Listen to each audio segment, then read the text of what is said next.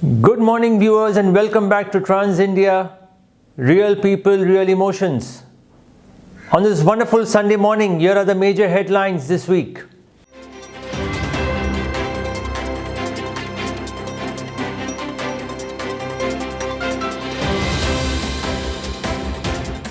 Union Minister of Finance and Corporate Affairs, Srimati Nirmala Sitharaman visits JNPT.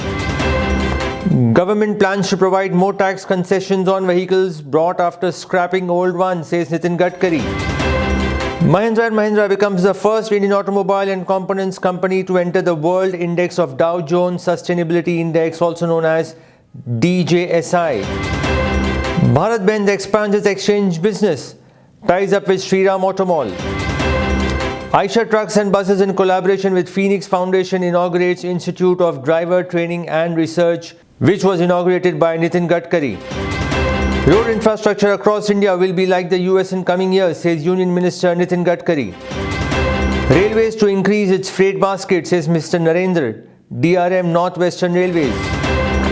And we will continue our conversation with Rahul and Kunal Agarwal of Bhoruka Logistics and Kool-Ex. All this coming up right after this short break.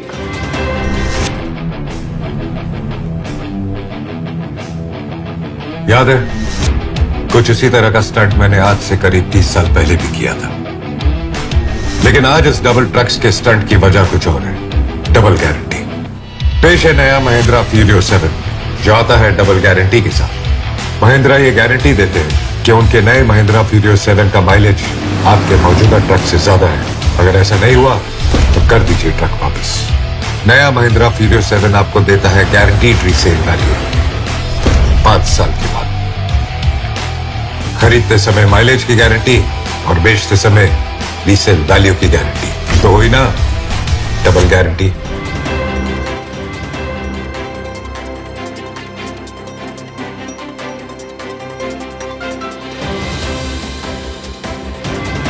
Welcome back, viewers. I am Girish Mirchandani and you're watching Trans India. Even though the COVID fear is back to haunt us with the Omicron variant, the road transport and automobile industry seem to be doing just fine as of now. We had said earlier as well that movement in the road transport industry has been picking up steadily. In fact, the growth is much faster than we had anticipated. Given the fast growth in the road transport industry, the transporters couldn't have been happier. Of course, apart from the rising operating costs, the challenges and government issues. However, the one thing that is missing in the transport industry, और ये हम पिछले कुछ कई सालों से कहते आ रहे हैं, जो एक मिसिंग लिंक या वीक कड़ी जिसे हम कहते हैं, वो है interaction between the transport industry and the government. We still don't see that happening.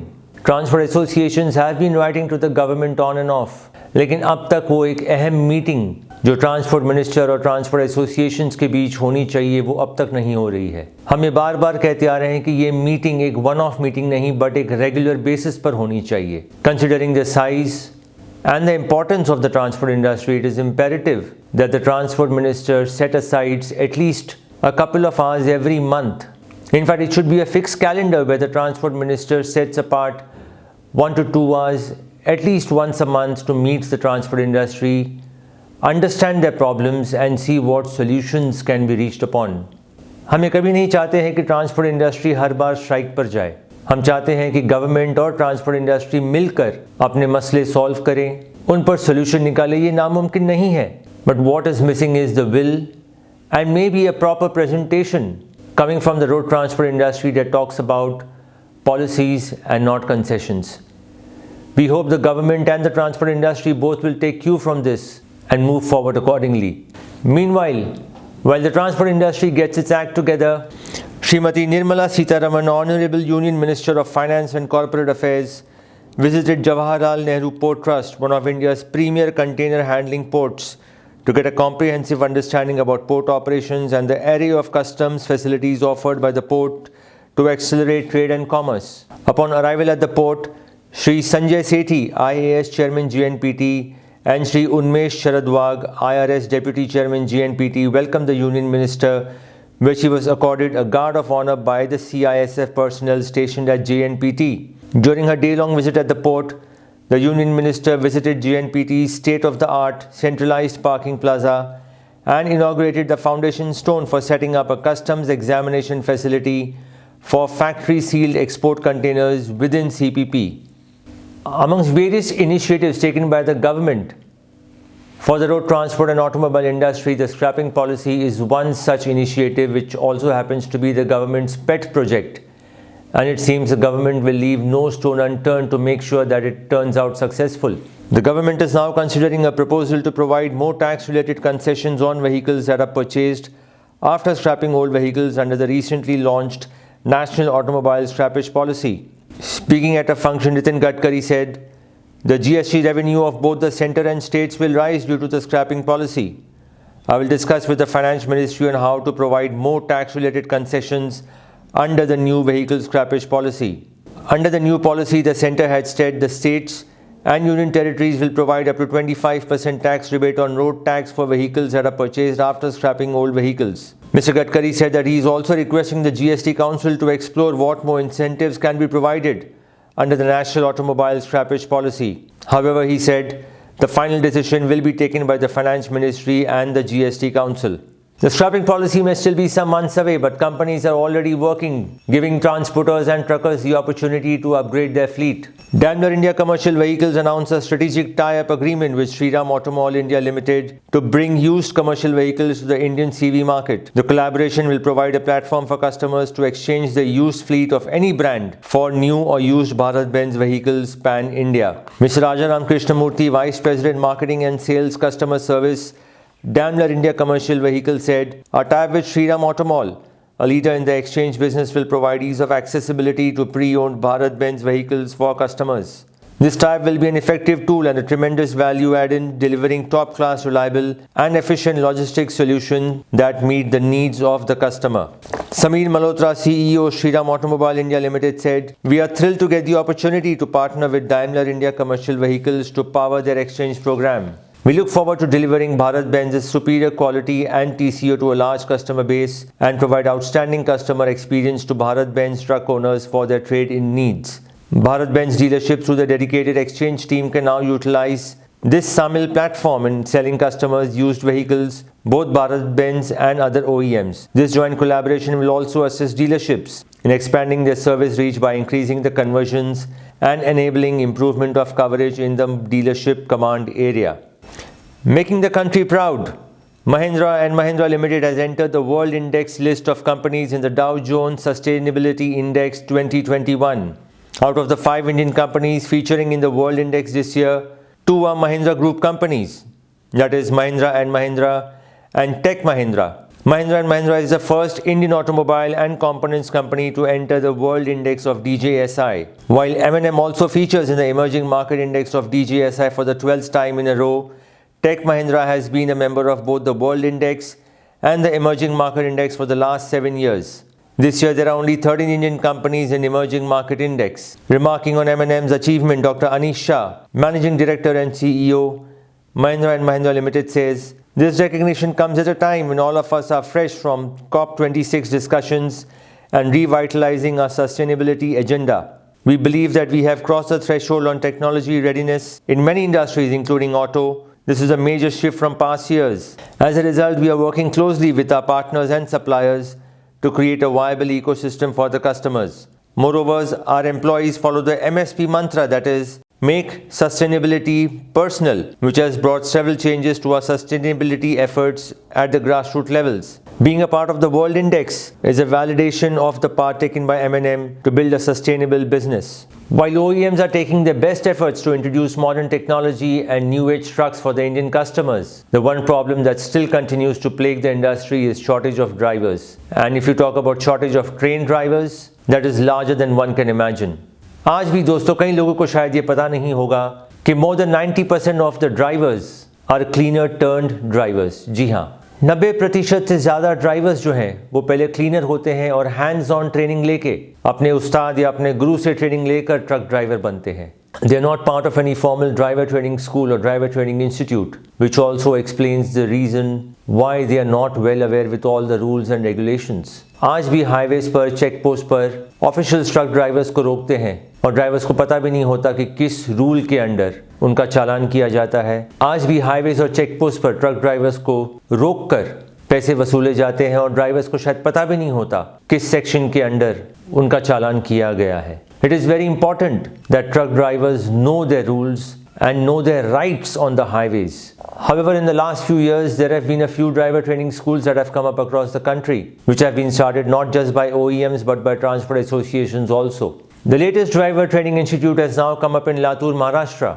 Eicher Trucks and Buses, in partnership with Phoenix Foundation, has established the Phoenix Eicher Institute of Driver Training and Research. The idea is to upskill driver fraternity in the state. Set up under public-private partnership with the Ministry of Road Transport and Highways, this institute aims to enhance the core competencies of the commercial vehicle drivers by training them across a wide range of vehicles through a comprehensive and professional driver training program. The institute was inaugurated by Shri Nitin Gadkari in the presence of Shri J.P. Verma, Vice President Aftermarket, Eicher Trucks and Buses, and Shri Pasha Patel, Chairman, Phoenix Foundation. Eicher already has 8 driver training institutes where pre-licensing training for new drivers is being provided. Eicher also conducts regular driver training programs through 12 regional driver trainers and trains around 20,000 drivers every year.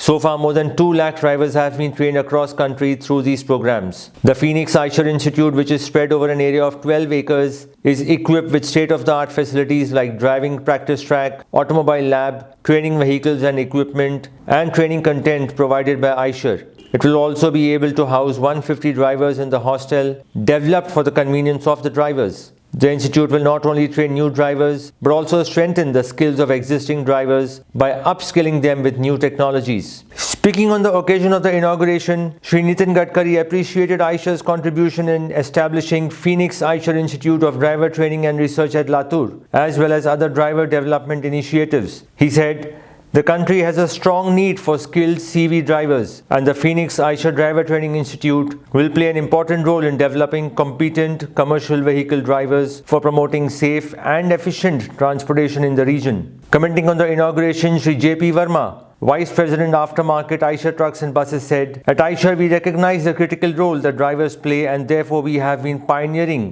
driver empowerment and development by training and upskilling of drivers. The introduction of connected vehicles has revolutionized the commercial vehicle industry forever by preventing breakdowns and increasing driver safety. To take full advantage of such next-gen technology, it becomes imperative for the drivers to fully understand the features and benefits, which is why Eicher has established this institute. Eicher is also committed to promote road safety education in the country through training and awareness programs for safer roads and safe transportation. Meanwhile, in a surprising development, Ashok Leyland informed that Mr. Vipin Sondhi has stepped down as the company's managing director and CEO due to personal commitments. The board, in the meantime, has requested Mr. Dheeraj Hinduja, Chairman Ashok Leyland, to step in as Executive Chairman with immediate effect. Mr. Sondhi was appointed MD and CEO in December 2019 for a period of 5 years. More news on road development and how Railways is trying to get more market share in the freight segment. Coming up right after this short break. Keep watching Trans India.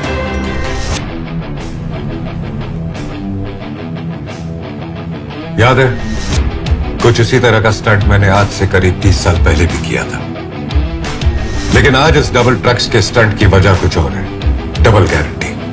पेश है नया महिंद्रा फीलियो 7, जो आता है double guarantee के साथ। महिंद्रा ये guarantee देते हैं कि उनके नए महिंद्रा फीलियो 7 का माइलेज आपके मौजूदा ट्रक से ज्यादा है। अगर ऐसा नहीं हुआ तो कर दीजिए ट्रक वापस। नया महिंद्रा फीलियो 7 आपको देता है गारंटीड रीसेल वैल्यू 5 साल के बाद।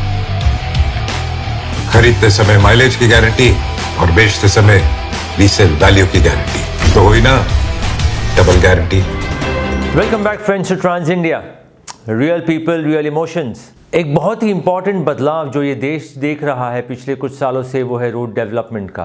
कई नए highways, expressways, road expansion programmes चालू हैं और ये देश भर में लागू है। हम तारीफ करते हैं ministry of road transport and highways की, जिनका फोकस हाईवेज पर बहुत ही ज़्यादा है। हालांकि हम ये उम्मीद करते हैं कि थोड़ा सा फोकस रोड ट्रांसपोर्ट पर भी हो, but we can not ignore the good work that the ministry is doing for road development. In fact, Minister of Road Transport and Highways Mr. Nitin Gadkari said that the roads, bridges and tunnels would be of Western Europe standards in the coming years. The minister laid the foundation stone of 25 national highway projects in Jammu and Kashmir of the total length of 259 kilometers with an investment of rupees 11,721 crores. The inauguration function was held in the Doda area of Jammu. Mr. Gadkari said, in the coming 3 years, roads, tunnels and bridges of Jammu and Kashmir would be of Western European standards. It will bring development, prosperity, tourism, investment and industry to this place. Farmers could export their produce in time and efficiently. This region will become self-reliant, Mr. Gadkari said. He stated that all the projects and proposals put forth by the Lieutenant Governor of Jammu and Kashmir, Mr. Manoj Sinha, have been approved. He further said that development is impossible without good roads, and that is the reason the centre is focusing on improving motorways in the country. Moving from Jammu and Kashmir to Gujarat, Mr. Gadkari said a new national highway to be constructed at a cost of rupees 40,000 crores will link Surat in the western state of Gujarat to South India. The highway will pass through Nashik, Ahmednagar and Solapur districts of Maharashtra, and efforts will be made to link it to Latur district and some other parts of the state's Marathwada region, the minister said. So while road construction is gathering pace, also gaining momentum is the railway's efforts to gather more market share in the freight segment. The PhD Chamber of Commerce and Industry Rajasthan chapter organized a webinar on freight incentives by railways for industries with Northern Western Railways. In his welcome address, Mr. Digvijay Dhabria, Chair PhD CCI Rajasthan chapter, informed that PhD Chamber has been taking numerous initiatives and policy advocacy measures for improving ease of doing business. During his address, Mr. Dhabria said that logistics cost in India is over 14% as compared to 3 to 4% in China, adversely affecting the industry and exports from India. He added there is a need to reduce the logistics cost, and transportation through railway network can help in reducing the freight cost with the proactive approach and incentive schemes offered by railways. Speaking as chief guest, Mr. Narendra, Divisional Regional Manager, North Western Railway, outlined the various measures being taken by railways for increasing its freight basket with focus on service and providing competitive freight solutions to trade and industry with the ultimate objective of facilitating growth of Indian economy. Railways offers environmentally friendly, energy efficient, time-bound, consistent and reliable mode of cost-effective transportation, he said. With its proactive and customer-friendly approach and flexible fare systems, Railway is aggressively working to cater to large cross-section of trade and industry in the state. A robust infrastructure system has been put in place in the form of various loading sites at strategic locations in Rajasthan to provide booking and loading facilities every 40 to 50 kilometers to cater to the needs of the industry, Mr. Narendra added. जैसे हमने पहले कहा था, Covid का नया variant India के दरवाज़ों पर दस्तक दे रहा है। बातें चालू हो चुकी हैं कि क्या इंडिया को बूस्टर डोज की अब ज़रूरत है। कई डिस्कशंस, कई स्टडीज़ हो रहे हैं, लेकिन इसी बीच एक बहुत ही इम्पॉर्टेंट चीज़ जो है वो है ट्रांसपोर्टेशन ऑफ वैक्सीन्स। कैसे वैक्सीन्स देश के हर कोने तक पहुँचाए जा सकते हैं। पिछले हफ्ते हम बात कर रहे थे राहुल और कुणाल अग्रवाल से, जिन्होंने हमें अपने बिजनेस मॉडल के बारे में बताया, कैसे उनकी कंपनी ने फार्मा इंडस्ट्री में अपना नाम बखूबी से जमाया है। This week we will continue that conversation with Rahul and Kunal and understand more about how challenging the movement of vaccines was. What was the reaction of the drivers when they were carrying these vaccines, which even the drivers knew was very, very critical for every Indian. Here's continuing our conversation with Rahul and Kunal, coming up right after this short break. Keep watching Trans India.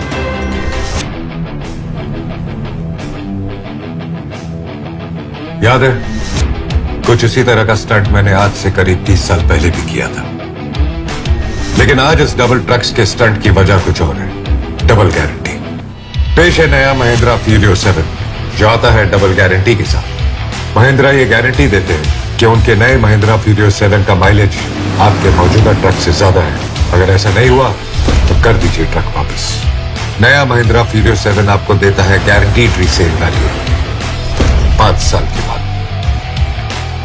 खरीदते समय mileage की guarantee और बेचते समय resale value की guarantee, तो हुई ना double guarantee.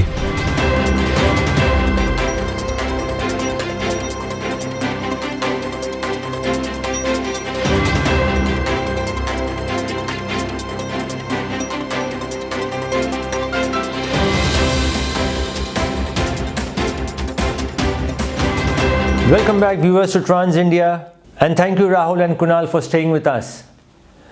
So, Rahul, your drivers obviously knew what kind of cargo they are carrying and how important these vaccines were.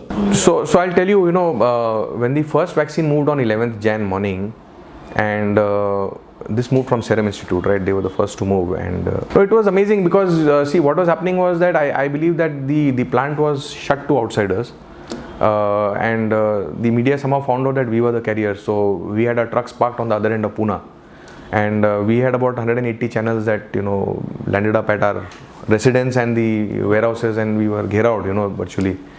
So we had to take police protection to move out. We had to take police escorts to move the trucks to Serum for loading. And then again, from there on till the Maharashtra borders, again, there was a lot of police escorts which went with the, trucks.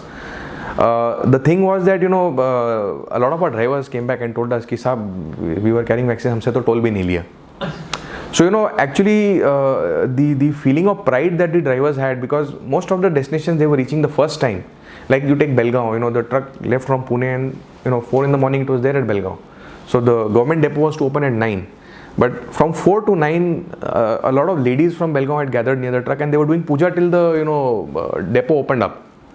So that feeling was very overwhelming because, the system was actually supporting you from all directions. The checkpost authorities, the toll nakas, the government agencies, everyone was, rather than, looking at a truck or a truck driver the other way around, they were being looked at, he's carrying life, with him, the vaccine is coming. So the first couple of months was a lot of euphoria because it took some time before, all the states could get enough quantity of vaccine to start rolling. And so, of course, it was a very big challenge for us. But, even those few drivers who were on leave, the moment they found out, COVID vaccine ja raha hai and hum carry kar rahe hain, they came running back. And, we had a situation in Feb where we had more drivers in the trucks. And they were saying, we'll go double driver, don't pay us more. We'll just, we want to, run the trucks. And then I think the government supported us with the, ease of documentation renewals and with the permits and taxes. And of course, the toll was another story where the moment the toll nakas found that he's carrying vaccine, saying nahi sab hum aapse toll nahi le sakte. So the drivers were very happy, because they were saving money on toll also. So it was a very good period. It was a very it was a very encouraging period, I would say, and it continues because the Sputnik came, and then we did the same thing with Sputnik, and the Bharat Biotech, the Covaxin came. Again from Hyderabad. Now the Zydus children's vaccine is coming, so we are just waiting for the launch date. So again, that would move very shortly. And then biologically in Hyderabad is going to launch the Corbevax, which is a major supply to the government. And a lot of these manufacturers are part of the Quad and the COVAX alliance, globally. So there's going to be a lot of global exports going very shortly. Kunal, would you like to add into this? What was the mood amongst the drivers? How were they feeling while carrying these goods? The message is the same which is given to them every day. There is no new message. However, what happened is that in the first 5 days of the COVID vaccine moving, they themselves got the message from the public. Because wherever our drivers went, they were greeted like, Hanumanji, where, literally there were people who were actually, telling them that aap Sanjeevani Booty leke aaye ho. There were ladies in Belgaum, the first truck that reached Belgaum at 4 a.m. There were 200 ladies there, dressed in the Indian attire with the Thalika Aarti, etc., who touched our driver's feet, did his Aarti, and then gave him food, prasad, garlanded him, etc. And this was the message going across India. Wherever the trucks were passing by, if a villager got to know that, okay, my so-and-so relative is a truck driver and this truck is carrying vaccine and is going to pass my village, they made sure that 200-300 villagers would stand on the highway and shower that truck with flowers. So that was the message that they got. So they all themselves said, ki, "Arey, ye to hum Bhagwan ka kaam kar rahe hain."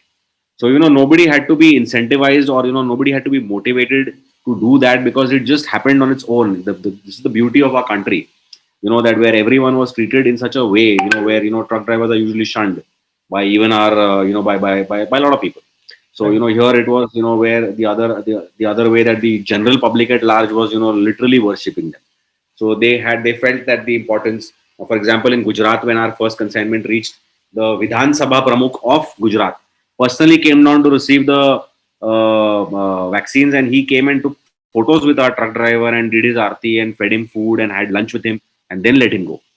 So, these were experiences that were, completely new to us also. They were very warm and they were very welcome, but it was beautiful. So the message was, it was just going across India everywhere, and it's still going on even today. So Rahul, what was the kind of planning that went into this? There's a lot of movement happening across India, different drivers, different trucks, different segments, covering the geographies of India. What was the kind of planning that went behind all of this? Yeah, so see, Girish, one of the good things that happened out of the demon a couple of years back was that our entire operations went digital in terms of even the payments. So, when you talk about fuel payments to the drivers, the toll payments, the en route expenses, or, your permits, taxes, anything that was required financially or physically to be done was virtually digital. Your e-way bill changed the concept of the driver carrying, your typically as we call bill T challan manifest, because, the e-way bill took care of everything. You didn't need any other document en route. The docket or the bill T was only needed for the customer for the commercial billing purpose, right? So everything was happening digitally. The staff in most cases did not need to go to the factory for the loading. So I think the first couple of months was work from home, and since everything was tech driven, we were completely on the ERP in real time. So everything worked very well, and it continues to do so. So even today, the guys who come to the office physically actually come around and tell us कि साहब हमारे office आने की ज़रूरत ही नहीं है, because everything works so well. We can sit at home and work on a mobile or a laptop and run the whole show smoothly. So we evolved to that direction. The customers also said that we do not require physical bills, we'll accept our electronic bills. So everything was going on scan and mail. So the billing team had these facilities at home. They could sit at home and do it. So it was very convenient. Kunal, obviously carrying this mammoth task of covering the whole of India, carrying these vaccines would not have been possible without the support from the government and other officials. How was the response from them? How cooperative were they during this entire process? See, the government was very, very central, very, very proactive. Initially, when the lockdown was being announced, we were immediately contacted and told that, you are all essential truckers, and, this is what is the support that you require from us. And whatever we had asked for was given to us immediately, so that we had seamless movements. We had no border stoppings, nobody stopping our trucks, considering that we carry high value pharma goods, which are essential and which were most needed. So even while the vaccine was being prepared, the other medicines that were required, like ivermectin, etc., whatever at that time was required, was all being handled by us. So the government was very well aware of that, and we had made the government aware, be it state, central, local. And I must also say that the police department has gone out of its way to help us, because in the first couple of 2-3 months, they were providing us escorts with each truck. Literally each truck was, given a jeep or, 2 jeeps at times. And they were, changing hands at various state borders where, the next state police would take over. But it was so well managed that, nowhere were the trucks, stopping or waiting for the next convoy to join. And it was just seamlessly managed. So the government has been fabulous in terms of helping us get the vaccines across the country. Rahul, a lot of vaccines still have to be carried. We are also talking about a booster dose now, which means more movement of vaccines will happen. Are you planning to increase your fleet to meet this demand? So actually we've reduced our vehicles in this last 6 months. We've faded out a couple of vehicles which are 8 years plus and older. So you can say that almost about 10 to 15% of the fleet has got reduced. But the efficiency on the remaining has gone up by 40%. So from the average of say in March 21 we were doing about 13 lakh kilometers a month on about 280 vehicles. Now on 240 vehicles we're doing 18 lakhs. So there's a lot of efficiency which has come in, a lot of turnarounds which have improved, and as I said, we're looking at another 10 to 15% more improvement in efficiency. So if you look at April 22, we would be probably doing more than 50% of what we were doing in April 21, but with a smaller fleet. Yeah, so that's what has happened. Now, what are the typical challenges that the industry is facing currently? See, today I would say, if I look back at the business a couple of years back and today, the operations on road are far more easier and far more convenient than what it was. But there still exists a couple of states where there is a lot of harassment from the officials. I think it's a question of old habits dying hard, right? So I think the government has already been talking about ease of logistics, and they've been giving states ratings, and there are 1 or 2 states which need to be seriously looked at from the central and the state government point of view. I don't want to go on record by naming them because it's always being talked about, but there are 2 particular states which seriously need to be looked at to bring things completely on track. Okay, Rahul, so what would be your wish list for the transport industry to make operations better, to make the industry more efficient? What things would be included in your wish list? So see, there has been an announcement about the national platform where the government is talking about the monitoring of movements of vehicles on road. Typically it was earlier a state subject, right? And recently I think the Prime Minister has announced that this would be digitally monitored, and there would be a national agency which would look after that. So that's a very welcome change. And I think it's the whole mindset of this, the cadre which has been on the road monitoring truck movements and all it.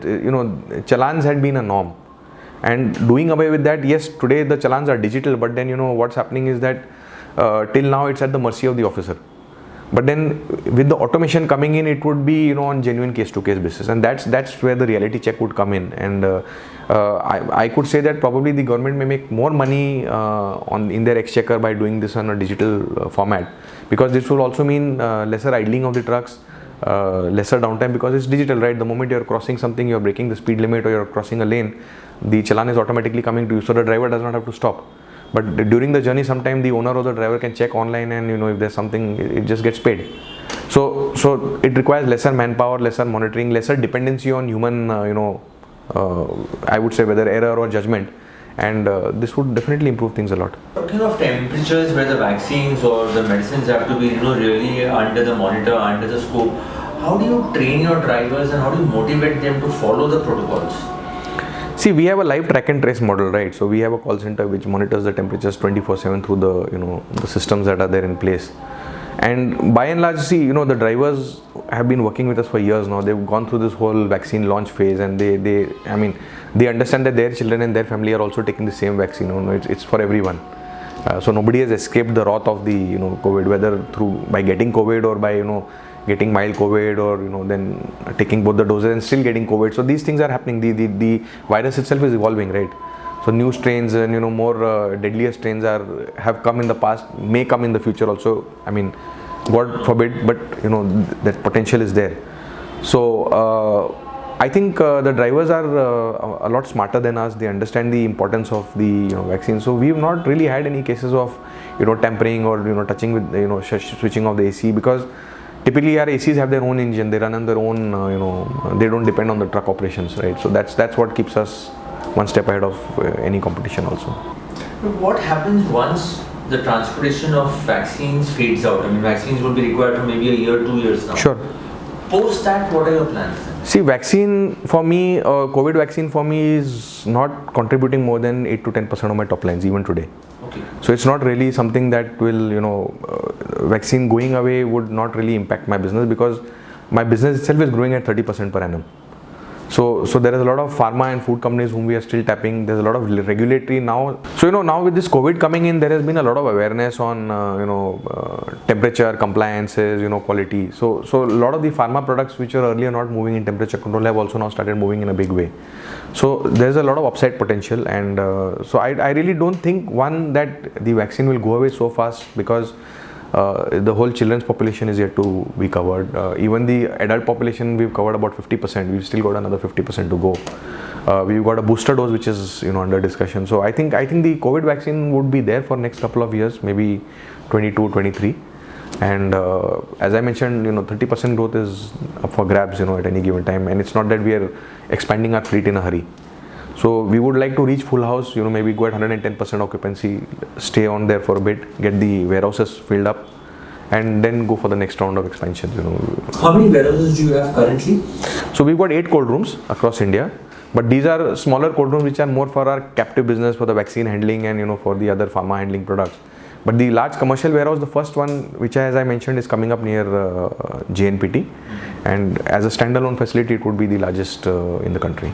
And what plans for warehousing thereafter the COVID rooms? So we are looking at other locations. We are looking at Calcutta, we are looking at Delhi, we are looking at Bangalore. So we would like to have north, south, east, west, completely covered, and that would make us prime to offer end-to-end 4PL services. Whether it's from import, or whether it's from a manufacturing location, then we can go right up to the customer anywhere in the country.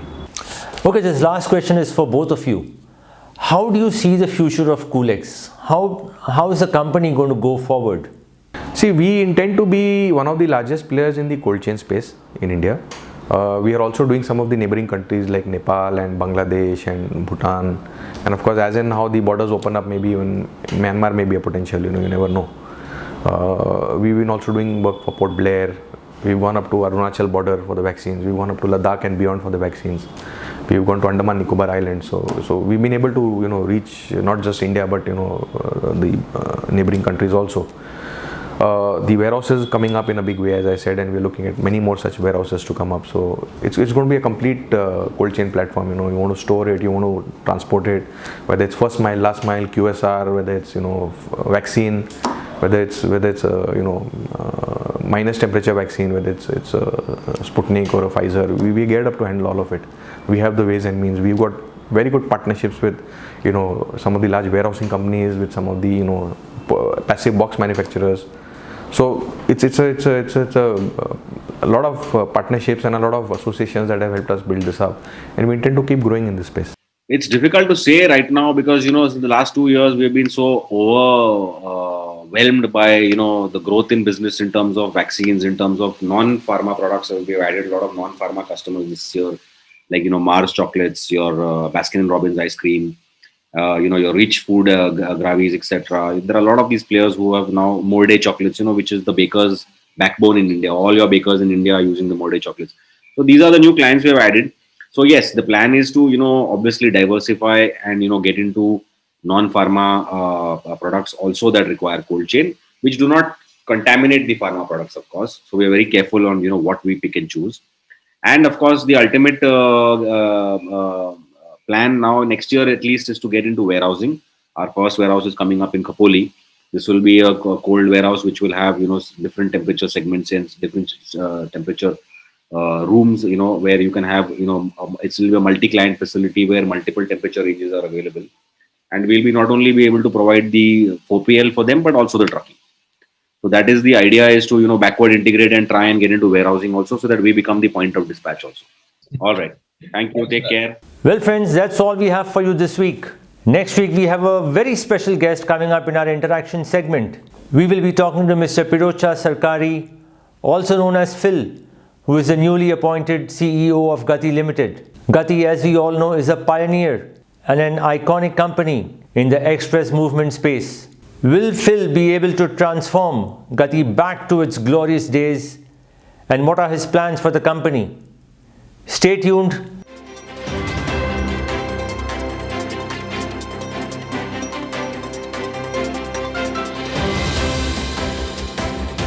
Gati was once an iconic brand. Yes, we all know that in the last 5 to 8 years, Gati's name has been slightly tarnished, but now here is the opportunity for us to bring it back to where it was as the leading express company in India. And keep watching Trans India, and before you go, don't forget to subscribe to us. Stay safe. Jai Hind.